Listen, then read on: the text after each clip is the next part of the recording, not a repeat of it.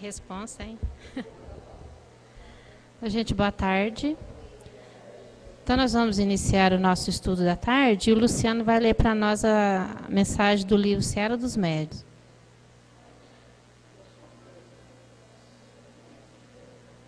Boa tarde a todos.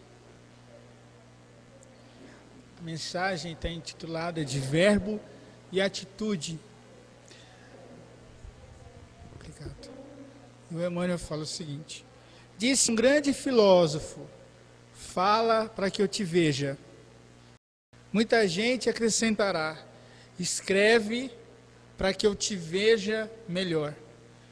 E ousaria aduzir, age para que eu te conheça. Julgarás um amigo pela linguagem que use, entretanto, para além da apreciação vulgar, todos necessitamos do justo discernimento. Mará falava com maestria, arrebatando o ânimo da multidão, mas instigava a matança dos compatriotas que não lhes posassem as diretrizes. Marco Aurélio, o imperador chamado Magnânimo, escrevia máximas de significação imortal. No entanto, ao mesmo tempo, determinava o martírio de cristãos indefesos, acreditando com isso homenagear a virtude. O Éter, de Goethe, é um poema de magnífica expressão literária, mas não deixa de ser vigorosa indução ao suicídio.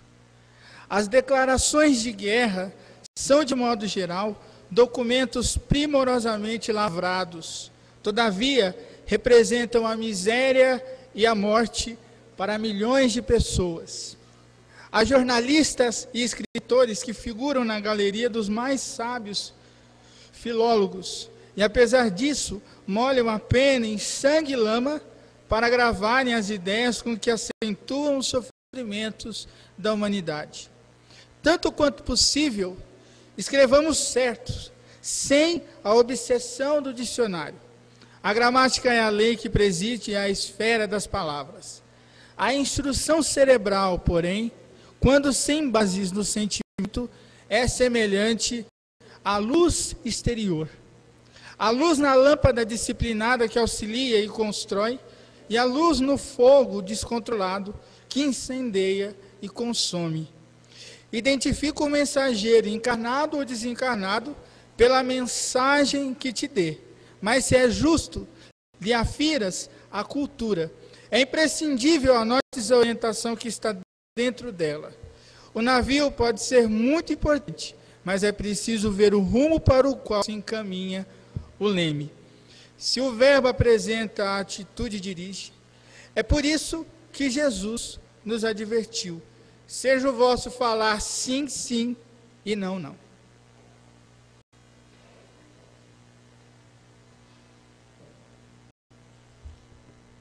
Gente, acho que a gente queria falar para vocês pegar o crachá, porque é com o crachá que a gente está pondo presença, viu? Às vezes vocês vêm e não pegam o crachá e a gente põe falta. Então nós vamos fazer uma prece, agradecer ao nosso Mestre Jesus, a Deus, nosso Pai de amor e luz, por estarmos aqui mais uma vez. Que esse estudo seja para nós de reflexão, para que possamos caminhar um pouco melhor na nossa vida. Que Jesus nos ampare, nos ilumine, principalmente a nossa companheira que trouxe estudo para nós com muito carinho.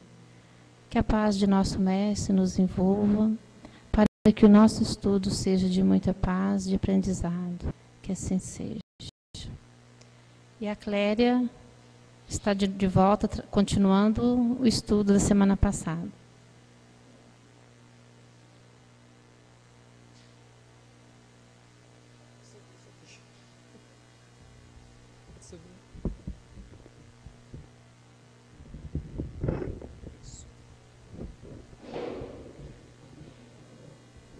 Bom, boa noite a todos, a todas.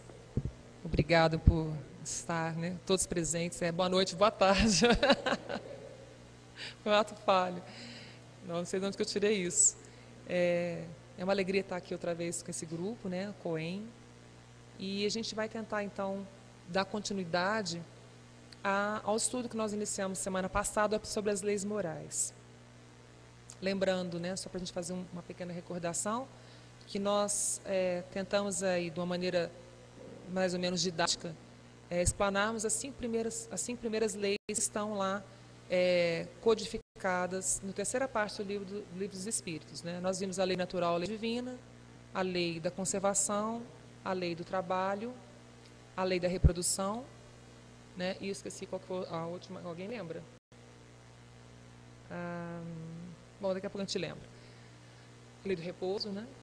E agora nós vamos dar seguimento à segunda parte desses estudos, lembrando que são 11 leis, né, que perfazem a totalidade das leis que Kardec, na sua codificação, escutou, né, como mensagem dos Espíritos. Né? Então, não é o Espiritismo que inventou essas leis, né, essas leis morais. Né?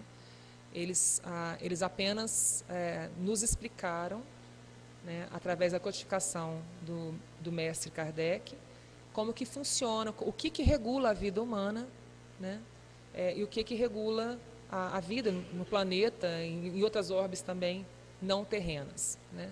Então, a gente dando sequência, está ali, ó. Nós vimos então a lei divina natural, a lei de adoração, olha, talvez as mais importantes eu tenha esquecido, todas são importantes. A lei do trabalho, da reprodução e da conservação. A lei do repouso está dentro do trabalho.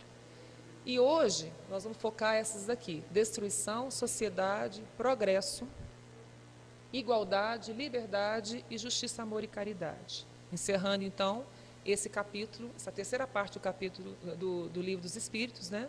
E lembrando também, né, algo que eu disse semana passada, depois alguém veio falar comigo, eu não lembro quem exatamente, da explicação que eu dei, né, no preâmbulo da nossa conversa de semana passada, quando eu falei do Evangelho especificamente, que não faz cronologia ou uma genealogia da vida do Cristo, como os evangelhos que nós encontramos na Bíblia, mas que pega apenas toda a lição moral que Jesus veio nos ensinar com as suas parábolas, com a sua própria presença, com a sua própria atitude. Então, o Evangelho segundo o Espiritismo se diferencia dos demais evangelhos, porque não discute a vida do Cristo, mas discute a sua palavra, discute e traz, né, à luz a todo o arcabouço moral, tudo aquilo que ele nos trouxe como o nosso irmão maior, aquele que veio dar testemunho do Pai Celestial. Então, dando sequência, tá? O que é essa lei da destruição?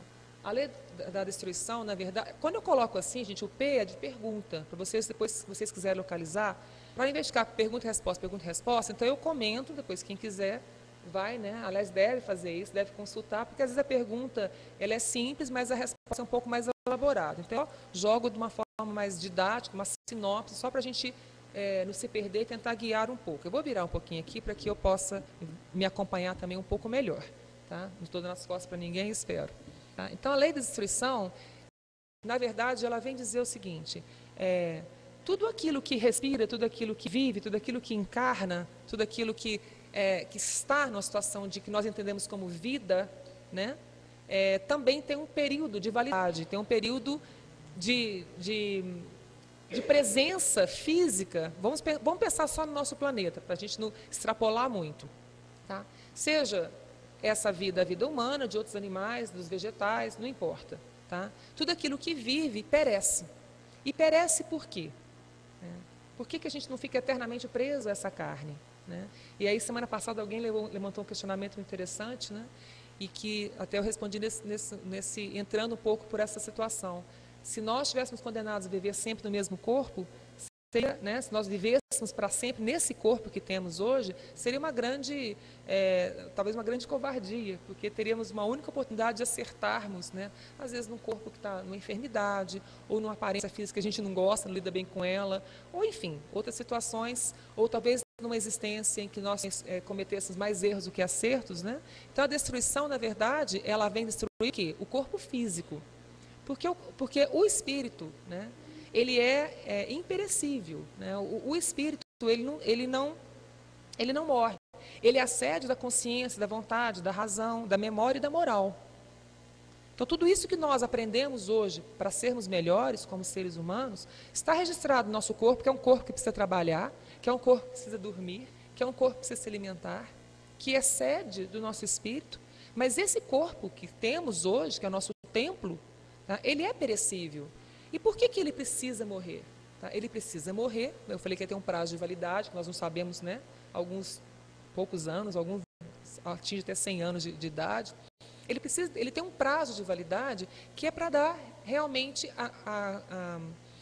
a possibilidade desse espírito, ao encarnar, cumprir com a sua tarefa, cumprir muitas vezes com a sua prova ou até mesmo com a sua expiação. Mas mais do que isso, cumprir com a lei, com as leis que se seguem, tá? De trabalhar através desse corpo no sentido de evoluir, de progredir. E ele tem um prazo de validade porque tudo precisa de uma renovação. Tudo precisa renovar para quando vir com mais força. Quando a gente poda uma árvore, a gente poda para quê? Para fazer maldade? Não. A gente poda a árvore para que ela viceje, para que ela floresça com mais força. É o velho cedendo espaço para o novo. Então, a lei da destruição, ela não contraria a expectativa. Muito pelo contrário, ela faz cumprir uma ordem natural, uma ordem divina, para que nós possamos, numa outra oportunidade, virmos mais fortalecidos, ainda que tenhamos ainda um corpo fragilizado por alguma enfermidade ou por alguma expiação que tenhamos que cometer por nossas faltas, ou ainda por uma provação que tenhamos que também estar submetidos por talvez termos pedido por ela, para que nos fortalecesse moralmente e em termos de aprendizado. Então, a lei da destruição é essa oportunidade de renovação, de transformação, tá? Para quê? Para que nós, como seres vivos, melhoremos. Não é para que nós fiquemos arrastando a nossa carcaça eternamente, ad eterno, né? Se nós tivéssemos a oportunidade de viver no mesmo corpo sempre. Seria realmente uma covardia, seria, eu acho, um Deus tirano. Mas não, a gente tem na oportunidade da morte física, a oportunidade do renascimento, tá? Desse espírito que já estava aqui, que já habitava. E de grau em grau, né, na sucessão de vidas, na sucessão de fatos, melhorando, ampliando nossa consciência, a nossa razão, nosso intelecto, nosso conhecimento, mas, sobretudo, usando desse conhecimento junto com o coração. Porque, senão, não adianta você desenvolver só um lado, sem fazer o bom uso daquilo que o conhecimento te traz. Tá? A lei da destruição, portanto, ela convive com a lei da conservação, que eu acho que foi o que nós vimos no último tópico da semana passada, né?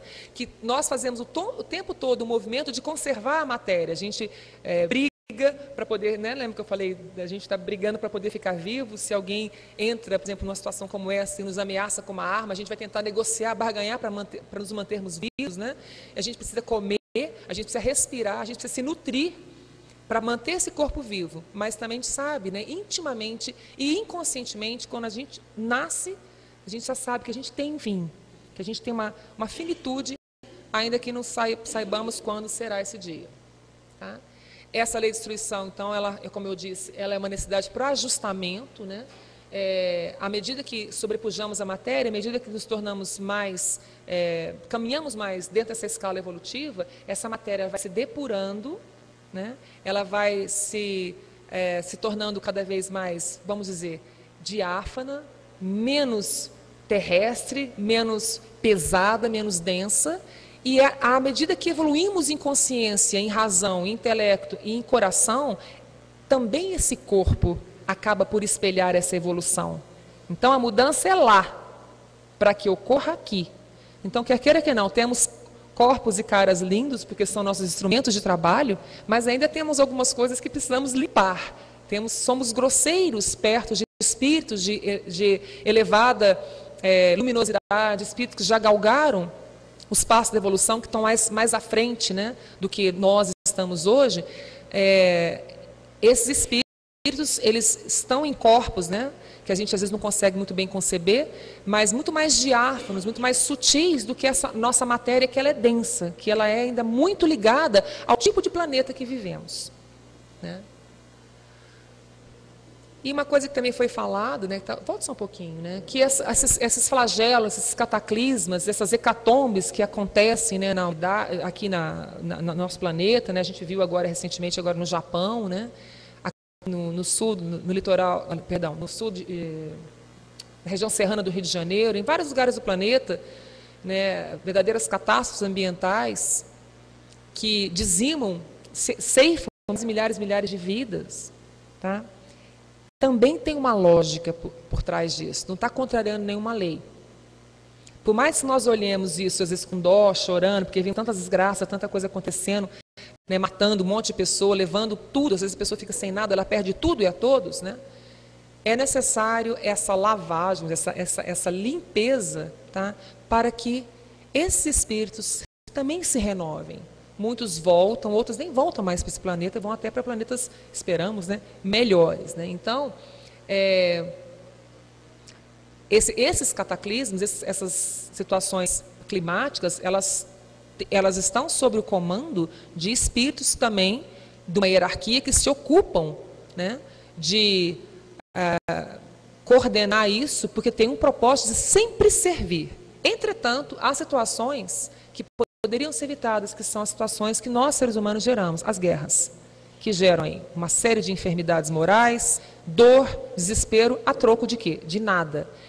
Essas guerras são criadas por espíritos encarnados, né, e desencarnados, né, a gente sabe como é que é a lei da sintonia, tá? Que acabam trazendo consequências para a humanidade, consequências desastrosas, um atraso, né, pelo menos estaciona no termo da evolução, e gera uma situação de inconformidade, de dor, que poderiam ser dirimidas de uma outra forma, que não através do mau uso do seu livre-arbítrio, tá? E aí na pergunta 754 fala exatamente sobre a questão da guerra, que é o pior dos instintos do homem, que ainda é algo que você luta, guerreia e mata as pessoas, no sentido de posse, de propriedade, de poder, para conquistar, para anexar território, sempre nessa visão muito superficial e muito presente da vida. Então, eu junto propriedade, eu junto dinheiro, eu junto tesouros, né, sem levar em consideração que isso tudo não é também muito passageiro, porque mesmo os grandes generais, os grandes homens, né, que levaram e que levam, que estão no comando, né, de nações, também eles são perecíveis, também eles passam, né? E nós sabemos, através de vários relatos, dentro de vários livros da doutrina, que muitos desses, né, poderosos e com testas coroadas, quando passam para um outro lado espiritual, muitas vezes se encontram numa situação de enfermidade ou de carência, né? E aquela pessoa que ele julgava o mais desprezível dos seus servos tem muito mais luz, tem muito mais ascensão e muito mais elevação moral do que ele que foi o poderoso aqui na Terra, né? Semana passada alguém havia me perguntado se a mesma pessoa que mal usa o seu livre-arbítrio, mal usa a sua razão, e até a gente está falando da questão do criminoso, né, se ele deixa de ter senso moral. E aqui até tinha colocado em destaque, mesmo o homem pior que possa ter existido na Terra, mesmo o homem mais cruel, ele não deixa de ter a lei moral, as leis morais, melhor dizendo, inscritas na sua consciência. Entretanto, se ele faz uso dela ou não, isso é uma outra história. Aí nós temos que caminhar no sentido de entendermos o que o livre-arbítrio é capaz de fazer por nós, ou nós com eles. Tá? Mas dizer que uma pessoa que está desprovida de razão, seja por uma loucura, seja por uma demência, seja porque ela é criança ainda, ou seja porque é uma pessoa cruel, tá? Dizer que essa pessoa não tem ali as leis inscritas, seria dizer que Deus escolheu uns ou outros para tê-las, né? E a gente sabe que não é assim. Tá? Conservação, destruição, lei da sociedade, a 7ª lei. Tá? O que é a lei da sociedade? E aí eu acho uma coisa bastante interessante, porque a nossa expressão da nossa condição humana, nós somos seres sociais.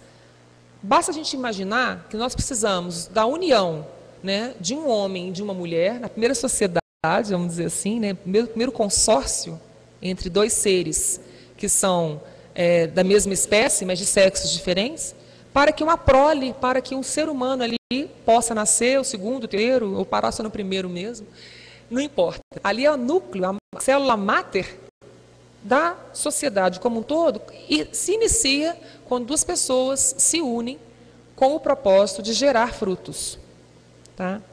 A nossa condição de estarmos encarnados aqui é porque conosco sucedeu isso um dia. Os nossos pais se encontraram e desse encontro, nós vimos a lei da reprodução, necessário para que nós tomássemos carne e viéssemos aqui para aprender pelo trabalho, tá? Cumpre-se com essa reprodução, com a lei da reprodução, o fato de eu viver em sociedade. Nós somos seres sociais, somos gregários, E desde que o ser humano pisou aqui pela primeira vez, na sua condição muito arcaica, muito primitiva, os primeiros humanos que não tinham essa forma, nessa inteligência que temos hoje, ainda assim eles sempre viveram em sociedade. O ser humano, ele é um ser gregário, ele é um ser social. E por quê? Porque a sociedade, viver em sociedade, é a nossa situação de controle, é o nosso termômetro para que nós regulemos nossas ações, no sentido de sermos melhor para melhor servir. Nós assistimos hoje, em pleno século XXI, estamos passando por um momento terrível, né, de expiação, de provas, mas estamos caminhando para uma situação de regeneração, onde o bem ainda prevalecerá sobre o mal. Espero que possamos ainda todos assistir isso. Tá? Nós nunca tomamos ciência em nossas vidas de tantas coisas ruins ocorrendo ao mesmo tempo. Eu lhes pergunto, será que isso não existia antes? Ou será que hoje isso é mais visível, porque nós temos os meios de comunicação na nossa cara? Abre o computador, está lá. Abre o jornal, está lá. Televisão, rádio, todo mundo noticiando. Todo mundo sabendo o que aconteceu há 10 minutos, em tempo real, lá na China. Então, nós evoluímos no conhecimento e, com isso, com acesso a termos algumas situações que está acontecendo lá e nós já estamos tendo essa resposta aqui. Eu me lembro do 11 de setembro, eu nunca vou esquecer esse dia, acho que, né, todo mundo que está aqui se lembra também. Quando eu vi aquela cena na televisão, eu achava que era uma gravação e, na verdade, estava o segundo avião, quando bateu na torre, né, eu achava que eu estava vendo uma cena, uma refilmagem, uma gravação de algo que tinha se passado. E o que está acontecendo? É uma coisa absurda imaginar que nós, né, seres que evoluímos tanto até, né, nesse planeta aqui, pudéssemos um dia ver em tempo real uma guerra. Quer dizer, aquilo que eu vi na televisão, achando que era uma cena que a gente assiste de manhã, de tarde, à noite, toda hora a televisão explorando, era o segundo avião que a gente estava assistindo de camarote, das nossas casas, a não sei quantos 1000 quilômetros de distância, em fuso horário diferente. Depois que a gente viu. É uma coisa louca, é surreal imaginar isso. Né? E, na verdade, o ser humano, quando ele encarna para viver em sociedade, para poder aparar essas arestas. Não para poder agredir, fazer guerra, mas, infelizmente, a gente sabe que a história nossa foi escrita muitas vezes, e na maioria das vezes, com a tinta de sangue, com a pena e com sangue. Tá? E por que ainda insistimos em viver em sociedade? Porque a nossa única condição de nos libertarmos e de evoluirmos é vivermos em sociedade. Então, não há nenhum mérito em um ser humano que nasce como ser social e se isola para nada. Nós sabemos, com todo respeito, aquelas pessoas que fazem isso como uma concepção de existência, uma filosofia ou até uma questão de religião, mas se é uma vida que você se isola totalmente dos seus irmãos, né, do planeta aqui, e não está fazendo nada para a sua evolução, nem para a evolução deles, daquela sociedade que você vive, é inútil. É muito inútil. Porque o que de fato você está fazendo para poder... Você está deixando de ser um instrumento de fazer o bem. Tá? Então, a lei, e é o que fala da questão da isolamento, dando continuidade, da vida em isolamento e do voto de silêncio. Tá? Quando você silencia a sua alma, silencia a tua boca, para não passar adiante uma coisa maldita, uma palavra ruim, ou faz o silêncio, que é para deixar a natureza, Deus entrar pelos teus ouvidos e olhos, no sentido de você se asserenar, porque eu acho que Deus se ouve no silêncio mesmo. Isso é bem distante, bem diferente de algumas pessoas, algumas concepções, algumas filosofias, algumas religiões, que fazem do silêncio uma obrigação, mas um silêncio em que não se trabalha, ou se trabalha pouco. O que vale mais? Eu estar em silêncio do lado de uma pessoa que sofre, ou eu levar a minha palavra de apoio, de acolhimento? Essa palavra de apoio, de acolhimento, de orientação, é uma forma de ação. A fé, ela é ação. A fé, ela é ativa. Então, muitas vezes com a justificativa de eu vou me isolar do mundo para ficar em oração, mas não faço nada em concreto, será que é isso que Deus espera da gente? Porque nós somos seres sociais. Eu não estou dizendo naquele momento, há um momento nas nossas vidas que a gente quer ficar sozinho mesmo. Há alguns momentos nas nossas vidas, há alguns momentos no nosso dia, que a gente precisa de entrar em comunhão com o nosso próprio espírito, escutar o que o nosso espírito está dizendo. E a gente às vezes não tem tempo para ouvir, porque é muita coisa bombardeando, a gente barulhenta, a gente falando, e rádio, a televisão. A gente precisa daquele momento de silêncio para ouvir a demanda do Espírito, para ouvir a orientação dos nossos anjos guardiães. Não estou falando disso, estou falando de pessoas que se isolam do convívio social e se isolam sem produzir. Aos olhos de Deus, né, qual é o valor disso? E aí a pergunta 770 fala o seguinte: o que pensar dessas pessoas que se recluem dessa forma? O que os Espíritos nos respondem? Duplo egoísmo. Simples, duplo egoísmo. Tá? Por quê? Porque deixa de servir e servir com a sua presença, servir com a sua palavra. Né? Nós somos seres sociais e o fato, aí eu vou entrar um pouco na questão da psicologia, que a gente estuda isso em sala de aula, né? O fato de desenvolvermos a linguagem é um fruto direto do fato de vivermos em sociedade. O ser humano vem todo com a parafernália para falar, mas se ele não vive em sociedade, ele vai emitir uns grunhidos qualquer. Mas a fala é para quê? Ela é a manifestação da nossa presença na Terra. Pode passar, já falei. Bom, essa pergunta é muito interessante, que o Kardec faz. Né? O que pensar desse voto de silêncio que está previsto, né, está prescrito muitas vezes em algumas seitas, mesmo na antiguidade? O que os espíritos respondem, os mentores, os trabalhadores na codificação responderam? Tá? Perguntar antes se a palavra está na natureza e por que Deus a deu. É ótimo. Se fosse para alguma coisa para a gente não usar, então nós não teríamos. É muito, muito certo, muito reto isso. Né? Deus condena o abuso. É aquela palavra maldita, a palavra que fala vazia. E não o uso das faculdades que nos concedeu. Tá? O voto de silêncio é uma tolice, assim como o voto de isolamento, pois priva o homem das relações sociais e da oportunidade de aprender, né, e de se melhorar. E é muito interessante, na lei da sociedade, nós não somos os únicos. Grande parte dos animais, né, vive também em sociedade. Há alguns que vivem e ficam em sociedade enquanto são pequenos, com filhotes, depois vivem sozinhos, né, desgarrados. Mas a grande parte dos animais vive em sociedade. Tá?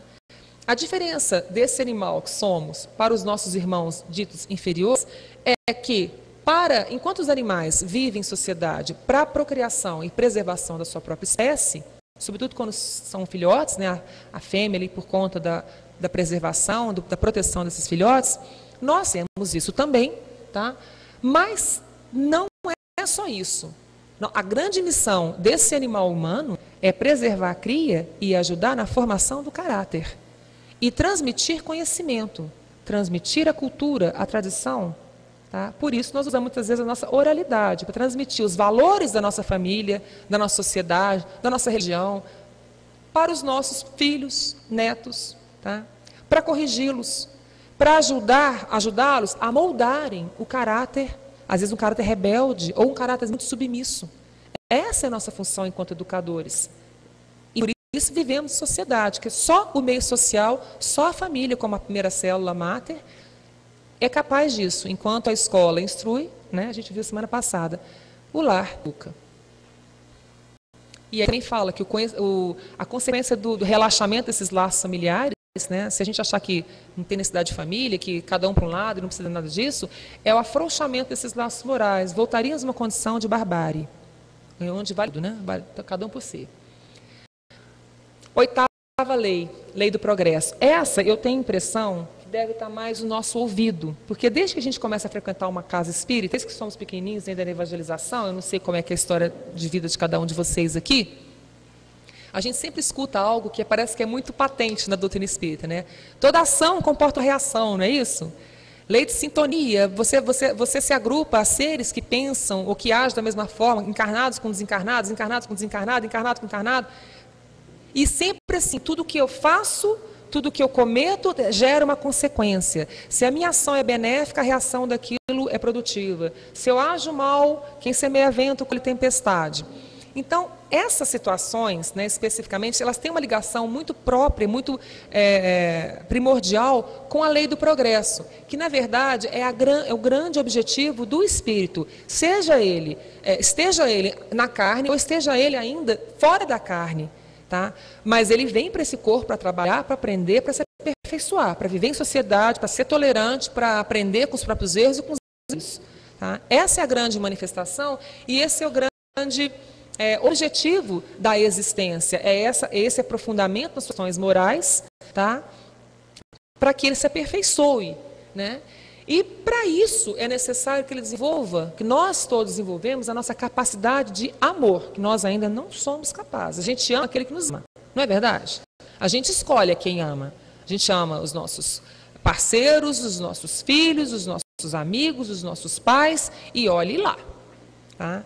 Mas não é desse amor, já é alguma coisa, mas ainda não é o amor. O ágape que o Cristo veio falar há 2000 anos, que é aquele amar sem olhar para quem. Quem é o depositário, quem é o destinatário desse meu amor? Quando ele, pregado na cruz, pede ao Pai que perdoe aqueles irmãos pela ignorância, porque eles não sabiam o que faziam, isso é um gesto supremo de amor na dor, tá? E amor por alguém que estava, para aquelas pessoas que o crucificaram, que o condenaram, porque ele sabia que só é capaz de um ato, uma barbaridade dessas, quem não ama, quem está ainda diante da falta de luz, quem ainda vive nas trevas espirituais. Porque quem ama não agride, porque quem ama é feliz. E isso é consequência, essa evolução da lei do progresso é uma consequência, então, da lei natural, porque tudo progride. Eu acho muito interessante falar disso, porque tem algumas pessoas que pensam que só quem está progredindo, por exemplo, nosso planetinha pequenininho, nosso pontinho azul no espaço, só quem progride, quem se eleva espiritualmente, somos nós, seres humanos? Não, tudo está em evolução. A natureza toda está numa constante subida evolutiva da sua condição primitiva para um ser de consciência. E eu gosto muito, eu não sei quem é que disse isso, mas eu acho muito bonito quando eu li em algum lugar, que a mesma distância que temos da condição de angelitude, ou seja, a mesma distância que temos dos anjos, é a mesma distância que já nos separa dos animais. Então nós estamos ainda no meio termo. Já caminhamos bastante da nossa condição de pura animalidade, mas ainda nos falta um tanto bom para chegar numa condição de angelitude, né, em que predominará o conhecimento e o amor, né, a justiça, a caridade. Tá? E o progresso moral, ele sempre segue o avanço intelectual, deveria ser assim, mas não é, né, pelo mau uso do nosso livre-arbítrio. É uma consequência, porque quanto mais a gente sabe, quanto mais se amplia o nosso conhecimento, o nosso escopo, maiores são as chances de eu melhor escolher os meus instrumentos. É como se alguém tivesse um nível de formação e falar, a partir disso aqui, eu vou fazer um outro curso ali, vou fazer um técnico aqui, vou aprender um idioma aqui, vou aprender uma qualificação, eu vou me capacitar para melhor estar no mercado de trabalho, para melhor servir e com isso conseguir um emprego que me pague mais. Não é assim que a gente pensa? Entretanto, nós sabemos que nem sempre isso é verdade, que muitas pessoas evoluem do ponto de vista da consciência, da inteligência, mas por uma questão de vaidade, de uma luta interna pelo poder, de estar sempre querendo anexar, né, outros territórios, né, seja território físico, geográfico, ou sejam pessoas, olha para as pessoas como objetos, como seus escravos. Essas pessoas usam dessa inteligência de uma maneira maléfica. E não preciso nem entrar em detalhes aqui numa casa espírita. Se nós olharmos para trás na história da humanidade, nós temos vários personagens que entraram para a história, né, inegavelmente por serem grandes estrategistas, grandes guerreiros, grandes líderes, homens dotados de uma faculdade extrema de organizar, de guerrear, de agregar, anexar territórios, mas sempre escrevendo com a pena molhada no sangue. Essas criaturas somos nós. Ninguém pode bater no peito e falar, eu estou livre disso. Não sei, a gente não tem essa memória, né, tão fácil, esse flashback para o nosso passado. Entretanto, seres inteligentes, mas que ainda, ou naquele momento, se compraziam no mal. Quando despertarem para a realidade espiritual, terão que voltar, terão que encarnar numa condição muitas vezes inferior no sentido de poder, de posse, de possibilidades até físicas, Não que seja um atraso, como alguém estava falando semana passada, mas é a condição dele não exercer aquele intelecto, aquela inteligência para continuar fazendo mal. E aprender com as limitações que ele tem naquele momento. Seja a limitação de nascer num lugar pobre, num lugar desprovido de recursos, ou numa situação específica de vida em que ele não consegue dar alguns passos sem muito sacrifício. Isso faz com que você baixe a sua cabeça, tenha que desenvolver a humildade, tá? E aprenda um outro caminho, não mais a sugestão do mal que o intelecto te causou, mas muitas vezes o caminho da redenção do amor, pelo amor. Essa é uma frase que eu espero que no dia que eu deixar de existir aqui como Cléria, né, obrigada. Essa frase, inclusive, estava no meu trabalho de conclusão de curso, o último que eu fiz. É uma frase que, quando eu li, dificilmente você decora uma frase, um parágrafo tão extenso. E eu tenho ele guardado de cor. De cor é de coração, né? Ele fala, eu tenho de cor, mas de cor é daqui. Né? As pessoas falam, você sabe de cor? A gente sempre aponta para a cabeça, né? É de coração. Porque eu acredito nisso. Quando eu li isso a primeira vez, eu li e reli várias vezes, porque eu realmente acredito nisso. Eu não estou dizendo que seja a receita para cada um de vocês, mas é para mim. Isso está no livro Urânia. Por isso que eu falei semana passada, algumas pessoas entenderam por que na próxima encarnação eu gostaria de ser astrônoma. Porque isso está no livro Urânia, de Camille Flammarion. Camille Flammarion foi um astrônomo que viveu na época de Kardec e foi, inclusive, a pessoa que fez uma oração no túmulo de Kardec. Eles se tornaram grandes amigos, ele é bem mais novo. E eu li boa parte da obra dele. E nesse livro Urânia é a musa da astronomia. Nessa página 39, né? Bom, não sei agora numa edição mais recente. Mas Urânia, ela pega o menino, Camille, ele faz um sonho, um desdobramento, e ele conta no livro que ele vai saindo do planeta e vai atravessando galáxias, e isso para mim é muito forte, essa imagem. E ela vira para ele, né, essa musa, que na verdade seria, eu vejo como um espírito, né, iluminado, que eu me arrepio inteirinha, que traz, ele tinha 17 anos, ele trabalhava no laboratório de astronomia, e ela fala para o menino Camille assim, que o estudo é a única fonte de todo valor intelectual, e o conhecimento do coração humano conduz à indulgência e à bondade. Não seja nem rico, nem pobre. Livra-te assim de toda servidão e de toda ambição. Ser independente. A independência é o mais raro de todos os bens e a primeira condição de toda a felicidade. Foi a primeira vez que eu vi um parágrafo dizer de uma maneira tão bonita para que devemos estudar. Porque o estudo, aliado à indulgência, à bondade, ele conduz à compreensão do conhecimento. O conhecimento deve conduzir à compreensão do coração humano. Porque só o estudo sem o afeto, sem o amor, pode nos tornar muito céticos, muito frios, muito distantes, ou muito pragmáticos, ou até muito ruins. Quando a Urânia fala isso para o menino, Camille, para o moço, eu falei, essa é a minha frase, esse é meu lema, e eu gostaria, né, faço aqui um apelo para os meus irmãos, se eu sair daqui e bater com as 10 hoje, por favor, porque senão eu vou incomodar alguns de vocês, coloquem isso no meu epitáfio. Eu acho que talvez a das frases que eu mais goste seja essa.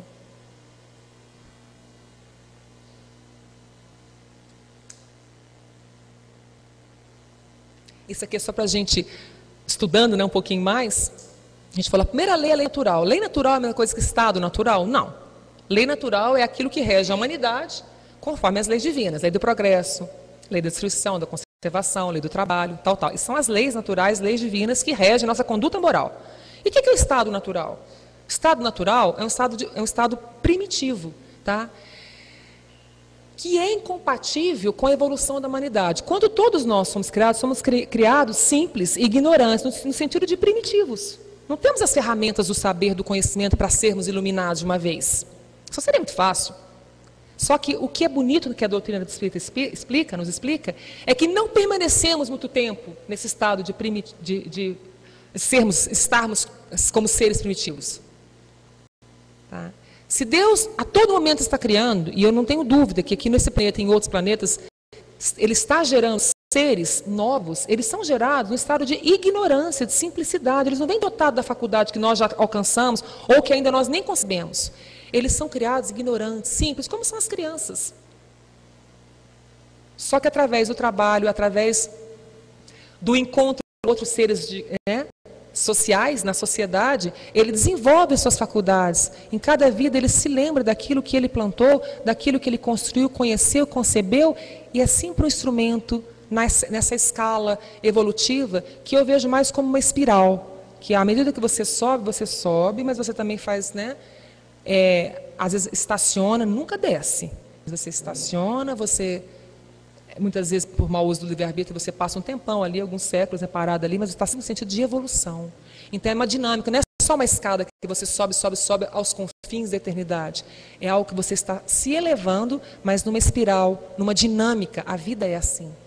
Então, esse estado primitivo, todos nós tivemos um dia, quando encarnamos aqui pela primeira vez, ou em outro planeta, não sei. Mas é incompatível com a evolução. Hoje nós já distanciamos, hoje a gente já não se compraz. Tenho certeza que qualquer um de nós aqui é do bem. A gente tem nossas imperfeições.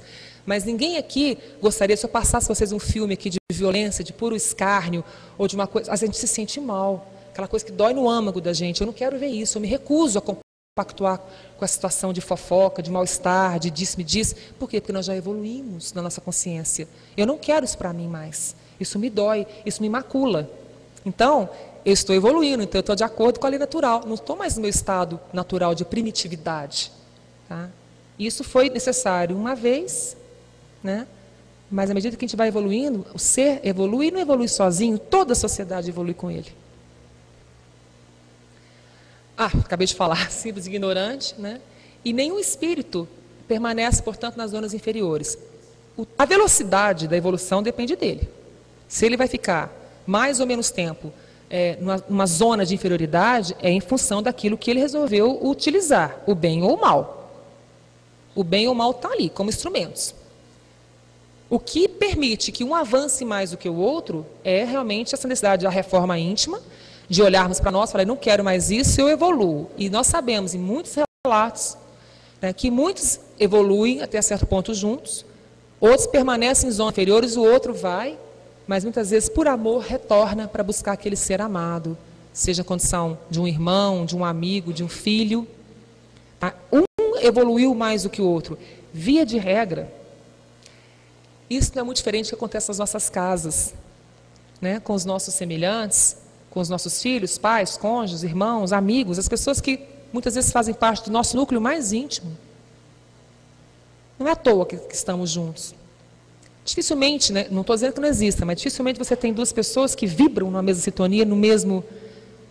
Geralmente a gente está ali junto, às vezes por laços pretéritos de amor, sim, mas ainda precisa caminhar um pouco mais. Ainda precisa expandir essa noção desse amor.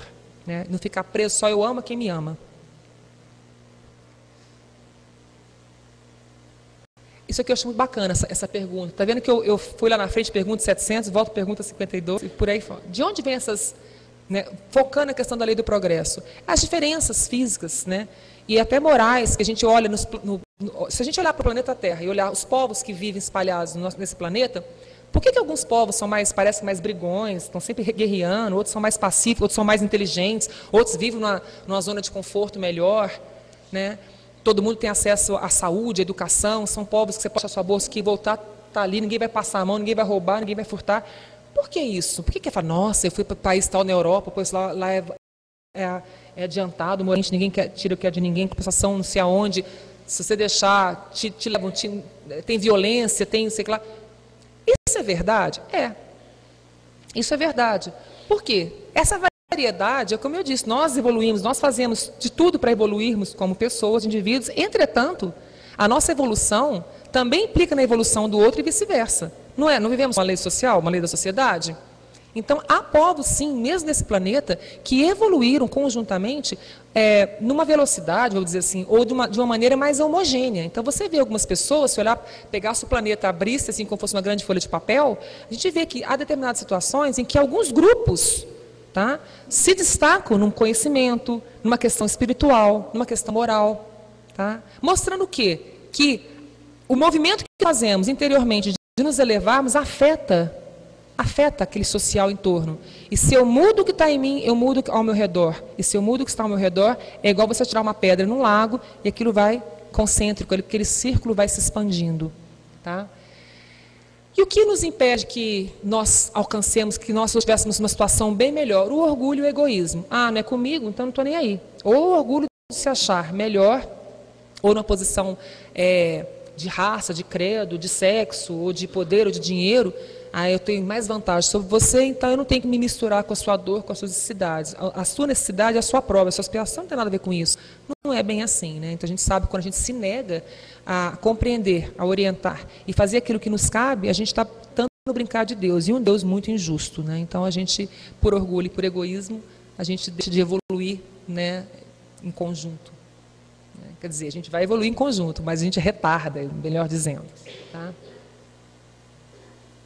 E outra pergunta, como é que explicamos a degeneração moral de alguns povos? Né? Por que alguns são mais, se alguns são mais alinhados, né, em termos de evolução, por que outros não são? Tá? E a resposta que eu destaquei em vermelho alguns pedaços que eu acho que são importantes. Não são os mesmos espíritos degenerados que repetidamente encarnam nos seios destes, se reencarnam, pois disso resultaria uma contrariedade com a lei da evolução, mas a encarnação de espíritos menos evoluídos atraídos pelo ambiente que lhes é favorável. Como assim? Para. Quer dizer, eu tenho uma pleiade aqui de espíritos, né, desorganizados, degenerados moralmente. Então ele fica encarnando. Não. Por que aquele povo, então, é um povo marcado, que é um povo que é barulhento, que é briguento, que é um povo que tem uma moral mais rebaixada? Bom, aquelas pessoas viveram ali, são pessoas, né, que às vezes são cruéis, ou são o intelecto junto com a moral baixa, mas aprende alguma coisa. À medida que aprende, ela vai mudando alguma coisa, ela vai migrando.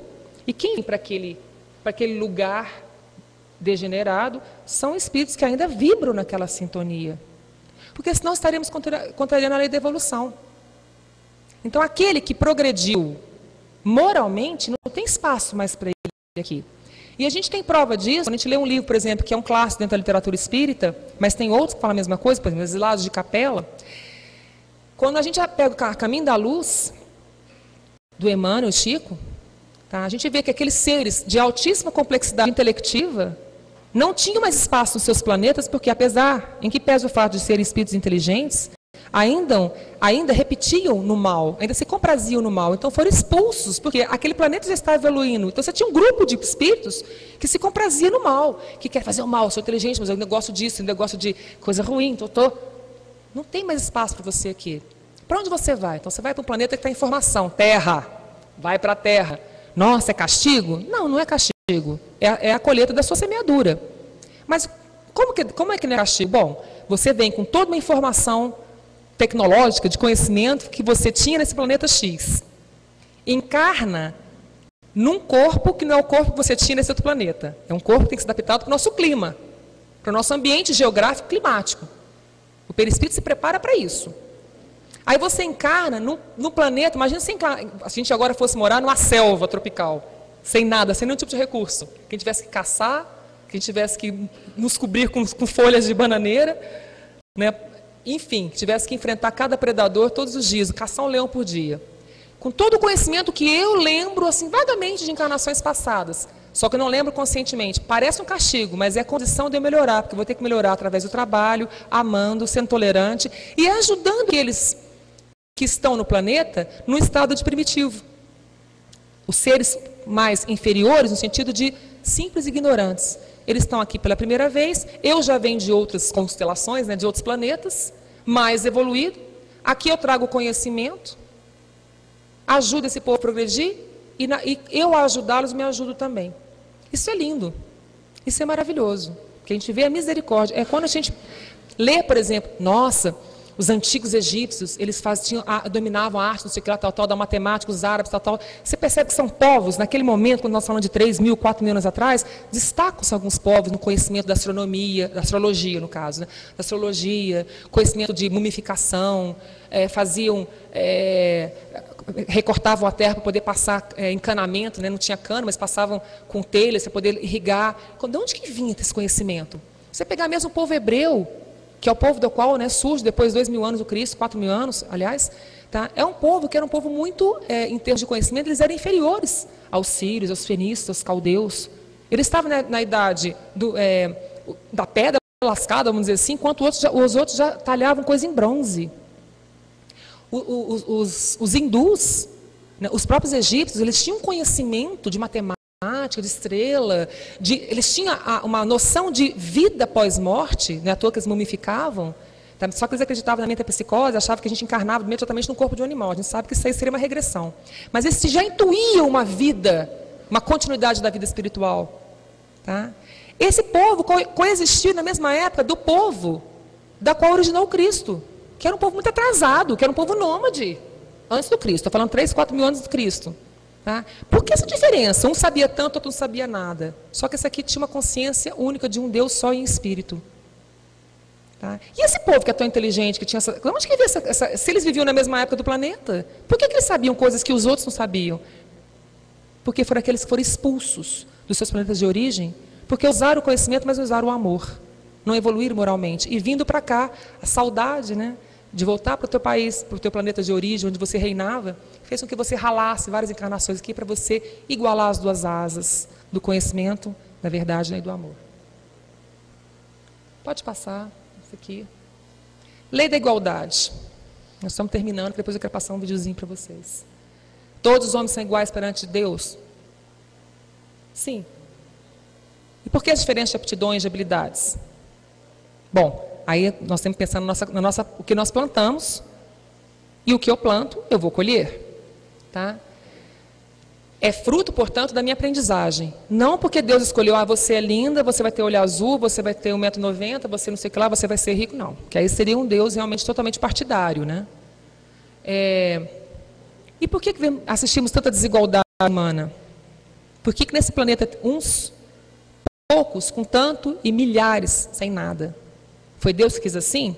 Não, eu me recuso a bater nessa tecla, eu me recuso a acreditar que isso é vontade de Deus. Eu acho que isso é vontade do homem. A vontade de Deus é que nós vivamos por amor e aprendamos por amor, não pelo amor. Se hoje nós assistimos tantas desigualdades sociais, é fruto do nosso egoísmo, do nosso preconceito, tá? E de usarmos mal as nossas faculdades no sentido de oprimir, quando o conhecimento e a vida em sociedade deveria ser no sentido de distribuir e libertar. É muito lúcido quando os espíritos respondem que seria utópico todo mundo ter o mesmo tanto de dinheiro, todo mundo ter as mesmas condições. Nossa, mas a doutrina fala isso? Fala. Por que seria utópico? Tá? Porque se todo mundo tivesse exatamente no mesmo nível de oportunidades terrenas, nós nos acomodaríamos. Para que lutar? Lutar para quê? Para que vencer? Para que trabalhar? Então as diferenças existem não para oprimir, para que nós saibamos reconhecê-las e usar. Quem tem muito... Uma pessoa que está na condição de comandar um país, que é um político, uma pessoa que com uma voz, ele levanta multidões, não é para ele não está nessa posição à toa. Ele tem uma importância. Se eu tenho a possibilidade de, com a minha voz, erguer multidões, não é para a guerra. É para o combate. Mas não combate irmão contra irmão, mas é combater as desigualdades, a falta de oportunidades que muitas vezes são geradas através de atos de ignorância pregressa. Tá? O importante não é a igualdade absoluta, todo mundo ter igual, todo mundo ser igual, não é isso. Tá? E sim a distribuição equitativa, equidade, que é um dos temas que eu acho mais bacanas de estudar. Tá? Equidade é você ser diferente nas suas diferenças, é você distribuir de acordo com a necessidade de cada um. Tá? Para você ser justo. Então isso é tentar a igualdade, a equidade, perdão. Tá? É distribuir na medida da que as pessoas têm necessidade. Eu não preciso de um fogão na minha casa, eu já tenho. Então vou pegar aquilo lá, vou para dar para uma pessoa que está precisando daquilo para poder fazer o alimento para os seus filhos. Tá? Ah, mas eu também teria o mesmo direito, mas não precisa agora, você talvez precise de outras coisas. Talvez precise mais de paciência, mais de livro do que de um fogão. E por aí, estou dando um exemplo mais grosseiro. Tá? Deus também não condena a riqueza. Se a riqueza, a propriedade que a gente tem é fruto do nosso trabalho, ou recebido de uma herança, ou ganho da loteria esportiva, tá? Não é condenável você poder viver bem, comer bem, se vestir bem. Esse ranço de achar que é feio ter dinheiro, é feio, isso é muito uma culpa que foi muitas vezes, eu não estou aqui falar mal de religião de ninguém, não é, enfim, mas é uma culpa muito que foi plantada, né, nas nossas consciências há alguns anos atrás, sobretudo na tradição católica, né, da tradição ibero-americana, que é a Península Ibérica, né, Espanha, Portugal, tá? Que muitas vezes nós associamos ter e tínhamos culpa, algumas pessoas têm culpa de poder ter. O que é condenável é ter e abusar disso e não olhar para quem está do seu lado com nada. Então você tem possibilidade de fazer alguma coisa com a pessoa e não faz nada. Não consegue nem encaminhá-lo para a vida, nem arrumar um emprego para ele, não consegue colocar a varinha na mão e ensinar a pescar. Tá? Por que você já parou para pensar por que você tem tanto? Por que você tem a capacidade de ter um intelecto tão privilegiado? Você vem construindo isso? Se você é um grande líder, é para você? Você vai viver numa torre de marfim blindada e com tanta pobreza ao lado? Então, a quem é mais dado, mais será cobrado. Passa para frente. Outra questão da igualdade é a igualdade entre mulheres e homens, né? Que perante Deus não há quem seja melhor ou igual, porque os dois são frutos dele. Deus fez os dois igualmente. Tá? Mas por que o sexo masculino, né? Por que os homens ainda... E para o espírito não tem sexo. Hoje eu estou Cléria.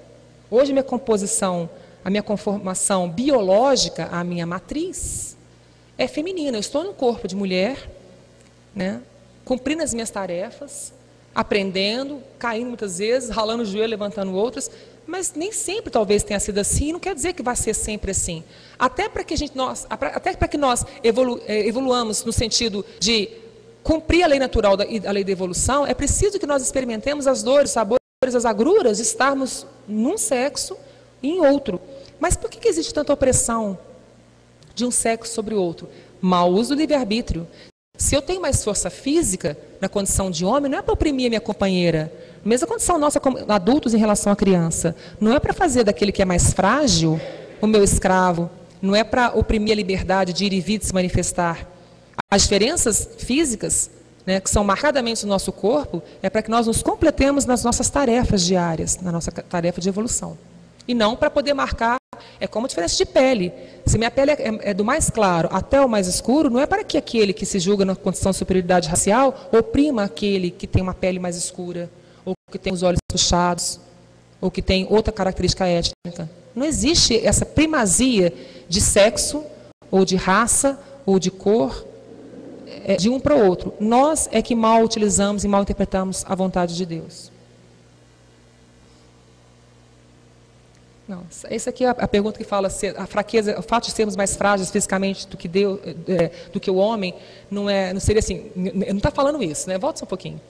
A pergunta é assim: a fraqueza física da mulher não a coloca naturalmente na condição de dependência do homem? Quer dizer, assim, Deus não deu uma vacilada aí, não? Eu estou falando isso, tá, gente? Kardec me perdoe essa pergunta, né? Mas assim, o que ele fala é que se quem é mais forte fisicamente é para proteger aquele que é mais fraco fisicamente. E para os dois se olharem e se entreajudarem nas provas, não é para opressão. Tá? Pode passar. Então, isso aqui eu acho muito bacana. Tá? Então, toda desigualdade é gerada por nós, pela nossa ignorância. E aí, na pergunta 802, fala o seguinte: uma legislação, as leis humanas que os legisladores fazem, que são perecíveis, toda hora mudam, né? Em cada momento, cada país tem uma. Essas leis, né? A pergunta é, uma legislação para ser justa, a gente sabe que nem sempre isso ocorre, né? Ela deve consagrar a igualdade de direito entre mulheres e homens? E a resposta dos espíritos, de direitos sim, de funções não. Olha, um homem nunca vai poder abrigar no útero uma criança mesmo, porque ele não tem útero. Agora, não é porque somos diferentes nos nossos corpos que eu não tenho jeito de trabalhar, de me manifestar, de votar e ser votada, de ser empregado ou patrão. Então, as funções biológicas nos fazem diferentes. Nós somos diferentes e não há por que querer ser igual. Mas eu não aceito, na minha condição de mulher, por exemplo, ganhar menos que um cara que faz o que eu faço porque ele é homem e mulher. E, infelizmente, isso é uma verdade. Inclusive, no nosso país, que hoje nós temos um presidente. Tá? Isso não é justo, não é justo só com as mulheres, é justo com a humanidade. Porque o meu lado masculino fala, repugna isso. Por que eu tenho mais prerrogativa se eu faço o que ela faz e faz tão bem quanto... E ainda tem que dar conta, né, de casa, de filho, tal. Por quê? Né? Isso não é justo. Lei da liberdade. Eu posso aprisionar um corpo, mas eu não posso aprisionar uma alma. Eu posso escravizar uma pessoa, mas eu não escravizo a alma. A alma é livre. O espírito, acho bonito quando Cristo fala, o espírito sopra para onde ele quer. A liberdade é algo que aspiramos, é o primeiro talvez dos nossos direitos. Tá? O direito à vida, o direito à liberdade. Seja a liberdade de ir e vir, seja a liberdade de expressão. Imagina, gente, que se eu não pudesse falar aqui numa casa espírita para vocês que estão buscando a mesma coisa que eu estou buscando. Sabemos que nem sempre foi assim, que o espiritismo, ainda para algumas consciências, é coisa, né, horrorosa. Ai, vai ter um centro espírita ali, vou vender minha casa, não vou ficar mais ali. É um jeito a pessoa pensar isso, se ela quiser pensar, ela pensa. Ela vai cair um dia, do mesmo jeito que eu também caí aqui, ela vai cair um dia de paraquedas. Chega o momento de cada um. Agora, imagina você condenar uma pessoa à não liberdade por um princípio filosófico, porque eu acho que você não tem que ser livre, porque o seu credo é isso, sua crença é aquela. Tá? A liberdade é a condição de todos nós. E o espírito, naturalmente, anseia por essa liberdade. Tá?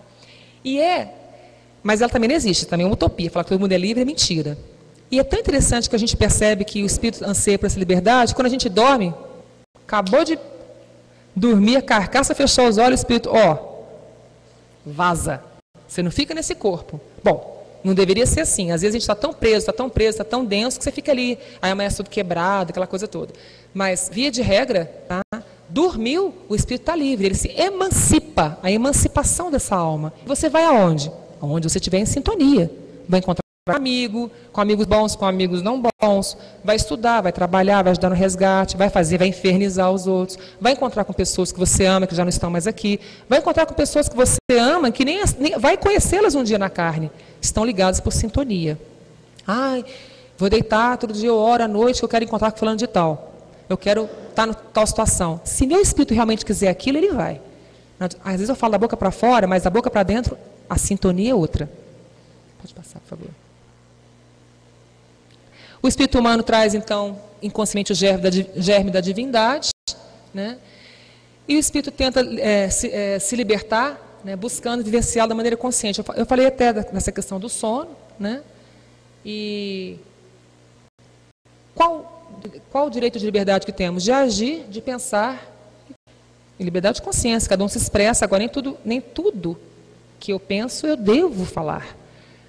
Da maneira como às vezes você fala, você pode escandalizar, né? E aí é daquele que escandalizar. Você pode passar para frente isso? Só volta um pouquinho. Na lei de liberdade, tá? Talvez ainda é uma coisa que eu estou estudando, ainda tenho um pouco de dificuldade de entender esse direito. Tá? A fatalidade é uma consequência da lei maior, de causa e efeito, provas e ações. Eu vou estar numa situação assim, você está sendo provado, às vezes uma prova que você até escolheu no seu plano encarnatório, ou está espiando uma falta muito grave cometida em vidas pregressas. Tá? Mas a fatalidade é apenas vista do ponto de vista do físico. É aquilo que alguém semana passada colocou, mas então está regredindo se ele está encarnando um corpo assim assado, lembra? Alguém falou isso? Não, você está olhando então só para o espírito. Tá? Às vezes você está numa situação de um corpo que está marcado de chagas, não houve um regresso ali, não. Aquela fatalidade é consequência do seu mau uso, mas a tua carne, o teu corpo pode estar numa situação de agrura, mas moralmente você está evoluindo. Tá? Então, a fatalidade a gente tem que olhar sempre com os olhos para a questão material. Né? Os atos da vida moral, né? Eu me tornei uma pessoa má porque fulano quis, me induziu a isso. Até certo ponto, a gente sabe que existem algumas influências, mas você é livre para pensar e agir e ser um ser moral, porque a moral não se transmite de pai para filho. A moral é do espírito. Se fosse assim, o que nós temos que fazer é cuidar para que essas pessoas, esses pequenos, desenvolvam o seu potencial. E se eu percebo que é uma criança que se compraz no mal, que é um espírito ali que vem um espírito rebelde difícil, eu não tenho obrigação, como primeira educadora, de conduzi-lo para o bem. Porque senão eu vou estar dando asas à pessoa repetir o mesmo erro passado. Essa é a nossa função. Fatalidade não é a mesma coisa que determinismo. Né? A fatalidade é uma escolha feita pelo espírito, muitas vezes uma prova que ele escolhe para poder se amansar e aprender. Tá? Ele conserva, portanto, seu livre-arbítrio. Nem sempre você fala, eu quero passar por isso, e às vezes você chega na hora H, você vaza, né? Porque a gente tem o livre-arbítrio. E a gente é sempre senhor do nosso resistir, ou do nosso de resistir à tentação, ou de ceder ao mal. A gente é livre para escolher isso. E o determinismo Se nós falamos, existe um determinismo para você ser mal, para ser cruel. Não. Se fosse um determinismo, nós não teríamos a liberdade de agir. Nós já veríamos determinado para ser sempre aquilo e não teria evolução. Tá? Então, se a fatalidade faz com que eu escolha, às vezes, uma prova difícil para que eu melhore, tá? É uma coisa do que falar, já está determinado para ser ruim e não tem cura para essa ruindade. Tá? Ora, se fosse dessa forma determinado por alguém, não teria evolução. Uma eu escolho como consequência dos meus atos morais. A outra seria a negação de estudos. E eu estar determinado por alguém a cumprir um papel, às vezes, bobo aqui na Terra. Tá? Seria contrariar a lei da evolução. Eu já passei e falei isso também? Também. E a lei, a primeira lei que reúne tudo isso, que é a lei da justiça, do amor e da caridade. Viver em sociedades impõe regras para que nós possamos nos tolerar e desenvolver nosso senso de cuidado, tolerância e amor. Tá? E o sentimento de justiça, né, que é uma das coisas que eu acho mais bacana, né, que está bem representado na figura de Moisés, né, justiça, Moisés, amor no Cristo, né? A figura da justiça é uma figura que é muito, muito forte, né? Que você, quanto mais você tem o seu senso apurado moral, maior é o seu senso de justiça. E você busca o equilíbrio, muitas vezes, na situação de você tirar dali para colocar ali, para poder fazer o equilíbrio, a equidade. Né? Então, a justiça, quanto mais apurado é o senso moral daquele povo, daquela pessoa, maior será a justiça, né? Que será distribuída, né? E qual é o primeiro direito que a gente tem, então, tutelado, né? Espiritualmente falando, na própria lei do homem, é o direito à existência, o direito à vida. Tá? O direito de propriedade, você ter sua casa, você ter seus bens, não é pecado, não é feio. Tá? É a sua condição de sobrevivência. Lá a gente tem necessidade de conservar a nossa matéria e também aquilo, lembra que eu falei para vocês? Agora, se você vai abusar disso em detrimento do outro, é uma outra situação. Né? E a frase, talvez a máxima cristã que encerra o que é justiça, amor e caridade, seja essa, fazer ao outro, né, o que você gostaria que os outros te fizessem. Você quer que o outro te sacaneie? Você quer que o outro te puxe o tapete? Não. Você quer que o outro te respeite, te reconheça, te ama. Então faça o mesmo por ele. Cristo não pediu para que... Cristo não era hipócrita. Muitas pessoas acham que Cristo pediu para a gente ser amigo do nosso inimigo. Não. Quando eu vejo um amigo, meu coração bate diferente. Sinto calor. Eu tenho vontade daquela pessoa do lado dela, conversar com ela, abraçá-la, beijá-la, conversar, confidenciar. Um amigo desperta isso na gente. Cristo não pediu para você colocar na tua casa aquele que te feriu, aquele criminoso, aquele que violou a tua intimidade, mas ele pediu para que, ele nos orientou para que nós o amássemos. Como é que eu vou amar quem me feriu? Porque dentro dele tem a mesma centelha que tem em você. Hoje você não dá conta de ser amigo dele. Hoje você não dá conta de trazer para a tua casa, mesmo porque ele pode ser um perigo ainda para você. Mas amá-lo é reconhecer que nele existe uma essência divina, que ele usou mal. Ele usou mal pelo livre-arbítrio. Mas ele não é menos filho de Deus, porque ele usou mal essa propriedade, essa faculdade de agir e de pensar.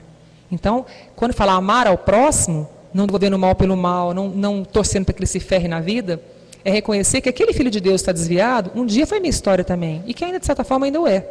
Tá? E que, ao negar esse amor a ele, eu estou dizendo o seguinte, eu também não mereço ser amado, porque todos os filhos de Deus que estão nessa condição de pecadores, é como se eu estivesse falando para o pai, não vou perdoar a sua má obra, não. É como se nós fôssemos grande coisa, né? Assim, perfeitos, e nós estamos a caminho da perfeição. Tá? Qual é a maior de todas as virtudes? Né? Aquela que está fundada sobre a mais desinteressada caridade. A caridade é filha do amor, porque a caridade, ela perdoa, ela é benevolente, ela é indulgente, ela não tem pressa, ela não é competitiva, ela não é invejosa. Ainda que eu falasse a língua dos homens, nada valeria se não tivesse amor, seria como o símbolo que ressoa. Quem é que fala isso? São Paulo. Tá? Quer dizer, o amor é caridade. A caridade, a fé sem obra é fé vazia. Ela é caritativa, ela é ficaritas, é a filha do amor. Porque elas empaticamente se colocam no lugar daquele que sofre. A gente já está terminando, eu vou passar um videozinho. Qual é o verdadeiro sentido da palavra caridade? Como Jesus entendia. É benevolência, ser bom, é não retrucar o mal pelo mal. Ele me fez, eu vou sacaneá-lo. Não. Larga de mão. Se você não é capaz de perdoar ainda, porque o perdão é exercício, então não deseje mal. Fica na tua. Se você puder orar por ele, é difícil, mas hoje uma coisinha pequenininha, amanhã você está orando por pessoas que fizeram coisas muito piores. Tá? Você não retrucar o mal pelo mal. No lugar do mal, você colocar o bem. No lugar do ódio, da ofensa, você levar o perdão, mas verdadeiro, porque é um exercício, não é um dom, não é algo que cai do céu, é você que se exercita. Tá? E a máxima do Evangelho que fala que fora da caridade não há salvação. Porque não adianta eu tentar ser boa e não ser caridoso com aquele que bate à minha porta, necessitando de várias coisas, inclusive caridade conosco mesmo, de a gente se perdoar dos nossos descaminhos muitas vezes. Caridade é, portanto, o amor em ação. A caridade não é passiva, aquela coisa com os olhos, né, para cima, ela é agir. Você pega quando você vê uma Madre Teresa de Calcutá, por exemplo, aquela velha, um Chico. Para pegar dois né, grandes espíritos, né, um Adolfo Bezerra de Menezes e outros anônimos que vão lá com a mão na massa, arregaço, é a caridade em ação. Né? É se comprometer com a dor alheia, saber que eu tenho alguma coisa de mim que eu posso oferecer. Volta só um pouquinho, eu acho lindo isso. O bem que praticares em algum lugar é teu advogado em toda parte. Isso é Emmanuel em Vinha de Luz. Tá? Então, é o bônus hora que está lá no André Luiz, nosso lar. Um pouquinho que você faz, aquilo é da contabilidade celestial. As morais da vida, isso é muito bonito também. É a última frase, que eu encerro antes de passar um videozinho, rapidinho. As leis morais, está em Joana de Ângeles, né, Espírito de Joana de Ângeles, através da psicografia de Divaldo, no livro Leis Morais da Vida. O que a nossa mentora fala? Ela diz o seguinte: as leis morais da vida são impostergáveis, ninguém as derroca, não as subestima impunemente, não as ignora, embora desejando fazê-lo. Estão esculpidas na consciência das criaturas. Mesmo o bruto sente-as em forma de impulsos ou pelo luzir de sua grandeza, transcendente nos princípios, né, nos pródromos da inteligência. Leis imutáveis, portanto, são as leis da vida. As leis humanas, a gente revoga, derroga, né, ele está derroca, mas ele derroga. As leis eternas, as leis morais são eternas. No bruto, na pedra, tem o germe da consciência, que é para progredir. E aí, com isso, vê se você acha no atalho, tem um PowerPoint aí, só um pouquinho.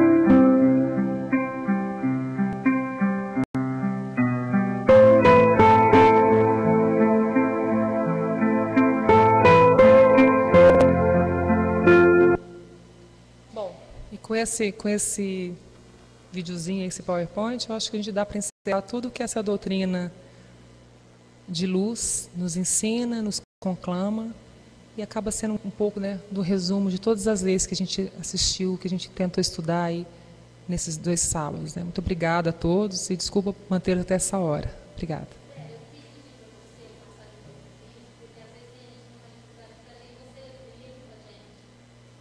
Tudo bem? Vocês têm paciência? Então tá, você pode outra vez, então?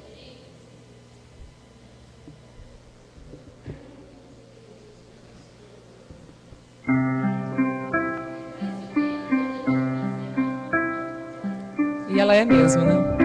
Alguns serviços que o Espiritismo pode fazer por você. Integra você no conhecimento de sua posição de criatura eterna e responsável diante da vida. Expõe o sentido real das lições do Cristo e de todos os outros mentores espirituais da humanidade, nas diversas regiões do planeta. Fecha um pouquinho só. Revela-lhe o princípio da reencarnação, determinando o porquê da dor e das aparentes desigualdades sociais. Suprime-lhe as preocupações originárias do medo da morte, provando que ela não existe. Confere-lhe forças para suportar as maiores vicissitudes do corpo, mostrando a você que o instrumento físico reflete as condições ou necessidades do espírito. Tranquiliza você com respeito aos desajustes da parentela, esclarecendo que o lar recebe não somente afetos, mas também os desafetos de existências passadas para a necessária regeneração. Demonstra-lhe que o seu principal templo para o culto da presença divina é a consciência. Dá mais um, porque ele foi mais bravo.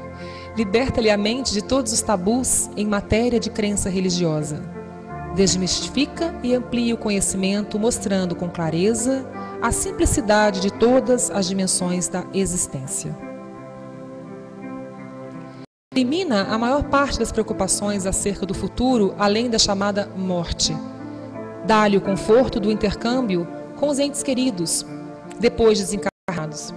Permite a presença entre nós de doutrinadores, espíritos de sublime elevação, para prestar esclarecimentos e acalentar os nossos corações. Traça-lhe providência para o combate ou para a cura da obsessão. Entrega-lhe o conhecimento e a capacidade da mediunidade. Concede-lhe o direito à fé raciocinada. Destaca-lhe o imperativo da caridade por dever. Auxilia você a revisar e revalorizar os seus conceitos de trabalho e tempo. Concede-lhe a certeza natural de que, se beneficiamos ou prejudicamos alguém, estamos beneficiando ou prejudicando a nós próprios. Garante-lhe serenidade e paz diante das calúnias ou das críticas. Ensina você a considerar adversários por instrutores. Explica-lhe que, por maiores que sejam as dificuldades exteriores, intimamente você é livre para melhorar ou agravar a própria situação. Patenteie-lhe que a fé ilumina o caminho, mas ninguém fugirá da lei que manda atribuir a cada qual segundo suas obras pessoais. Nos conforta quando informa que a ninguém é permitido voltar para modificar o futuro, mas a todos é permitido, a partir de agora, construir um novo fim. A maior caridade que podemos fazer em relação à doutrina espírita é a sua divulgação. Emmanuel. É isso. Obrigada. Gente, então nós não vamos abrir para pergunta, porque o nosso horário já está esgotando. E a semana que vem nós não vamos estar aqui, devido ao feriado, né? Se tiver alguém aqui que não pegou aquela programação, quiser pegar ali para ter uma sequência, Então, nós esperamos vocês, sem ser sábado, agora no outro, né? E continuamos os nossos estudos. Que Jesus acompanhe e dê vocês a semana, né? E que a Páscoa seja revivida nos nossos corações, não só essa semana que será comemorada, mas todos os dias das nossas vidas. Que Jesus os protege.